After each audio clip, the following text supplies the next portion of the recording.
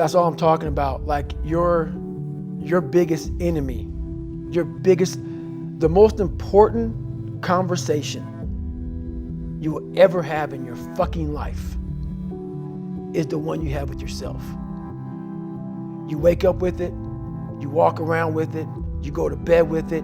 Eventually, you're gonna act on it, whether you're good or bad. You have to. That's why the whole thing about this book I have, it's about you. It is about you. It's strictly about you finding who you are. So many people live 100 years, never fucking know who they are. Never know who they are. You have to look in that mirror and know there's so much more in here, man. Because I could literally right now be a 300-pound guy spraying for cockroaches still to this day if I did not look in that mirror and say, there has to be more to this. This can't be it. And then willing to go into it, dive deep into it, and give all I have to find it. So that's what all that's about. Man, we're scared to dive into our lives. What made us who we are? The beautiful people that we are. We're all jacked up in so many ways. That's the beauty of us. That's the beauty of me. I'm jacked up, but I figured out my own little process on how to get unjacked up and I'm not gonna get the same, I'm not gonna get the same way you're gonna get there. You may get there by going point A to point B. I might go point C to D to E to F, but I'm gonna be there the same way you are, just a little harder. That's how I train my brain. I actually drove my car to the daggone airport and watched planes take off because I was like, I'm gonna be on one of those planes one day going to Air Force boot camp. So I always fix the things on the surface. So if I couldn't read and write, I learned to read and write. I would always fix these things on the surface level. And so whenever something hard would raise its ugly head, I didn't have any kind of tools to handle it. Like, man, I thought I fixed this already, man. But no, I didn't go deep into the dungeon of my soul to say, okay, what is making you a quitter? What is making you a weak man? What is making you afraid? And so that's why I kept on quitting and going back to start or not knowing how to get through hard times. And that's why I always tell people, I'm not a theorist. I didn't study, I didn't study a fucking book. I literally put myself in a fire repeatedly like a sword. You put a sword in the fire repeatedly and repeatedly. If you keep on doing that, you're gonna get a nice sword. And then you keep on beating it. You gotta beat the shit out of it. And that's what I am. Yeah. I became that, I said, okay, we can't quit. We gotta figure out why you are this pussy. What is wrong with you? What's going on here? So I kept on putting the sword back in the daggone fire and I just beat it harder. Before I knew it, I started realizing, all right, man, the brain is starting to get hard. The brain is starting to get hard. I'm no longer a theorist. I'm now a practitioner. I put it in hell. I dissected it while it's in hell because you can't dissect anything in a normal environment. You can't dissect anything in 72-degree weather. You must put it in the fucking freezer and freeze the fuck out of it. And then you dissect it. Dissect it when it's miserable. Dissect the brain when all it's thinking about is, I need to get out of here, man. I want to get out of the fucking freezer. Open the door. And you said, nah, 5 more seconds, man. 5 more seconds in the freezer. And that's when you start to pick that brain apart. And that's what all this stuff did to me. I kept on putting myself back into the freezer or the fire and beating the shit out of myself, mentally and physically. Before I knew it, this is what happened. It almost chokes me up now. So I got the VFW award for the Americanism Award for military service and giving back. I'm as human can be. That's why what you see is what you get. At that moment when I was giving my speech, and I thanked my uncle for being there, and I got to my mom, it wasn't just about her. It was, I know what she went through, I know what I went through, and we got knocked down so much.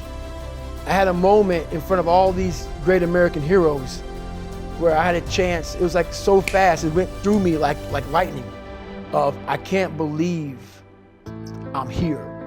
I can't believe I'm getting an award like this. That kid who was in the fetal position the majority of his life, And so much the fact that my body and my hip flexors are tight to this day, that even though I was standing erect, my mind was in the fetal position. And when I looked out amongst all those people, it was a sense of pride that I can't even explain. It's the moments of 3 hell weeks. It's the moments of in that room by myself studying for hours and hours and hours, trying to catch up with all the kids who are above me. It's just those moments, like the real raw moments of life that was like, boom, hit me and we're gone. But I was like, I did that. I overcame that shit. You know, it's like, it's this power behind all that shit. And that's the feeling I was looking for in my life. I found it. It wasn't money, it wasn't fame, it wasn't awards. It was that feeling I have right now.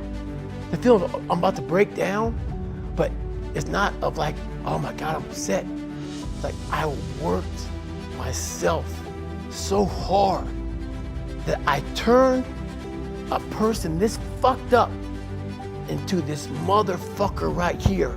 Not off of reading a fucking book off a theorist, off of going to work on myself and saying, I don't know how to do this, but I know that to get over there to that fucking side, I gotta grind myself into a fucking fine powder. And I did it. I did it off of sure will. And very few people will know how that feels. Very few.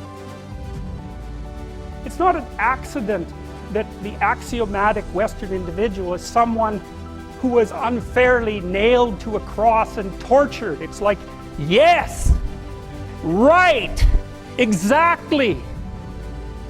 So what do you do about that? There's a deep idea in the West too. It's like, pick up your damn suffering and bear it and try to be a good person so you don't make it worse. Well, that's a truth. You know, I read a lot about the terrible things that people have done to each other. You just cannot even imagine it. It's so awful. So you don't want to be someone like that. Now, do you have a reason to be? Yes. You have lots of reasons to be. God, there's reasons to be resentful about your existence. Everyone you know is going to, you know, you too. And there's going to be a fair bit of pain along the way, and lots of it's going to be unfair. It's like, yeah, no wonder you're resentful. It's like, act it out and see what happens. You make everything you're complaining about infinitely worse. There's this idea that hell is a bottomless pit, and that's because no matter how bad it is, some stupid son of a bitch like you could figure out a way to make it a lot worse. So you think, well, what do you do about that? Well, you accept it. That's what life is like. It's suffering. That's what the religious people have always said. Life is suffering. Yes. Well, who wants to admit that? Well, just think about it. Well, so what do you do in the face of that suffering? Try to reduce it.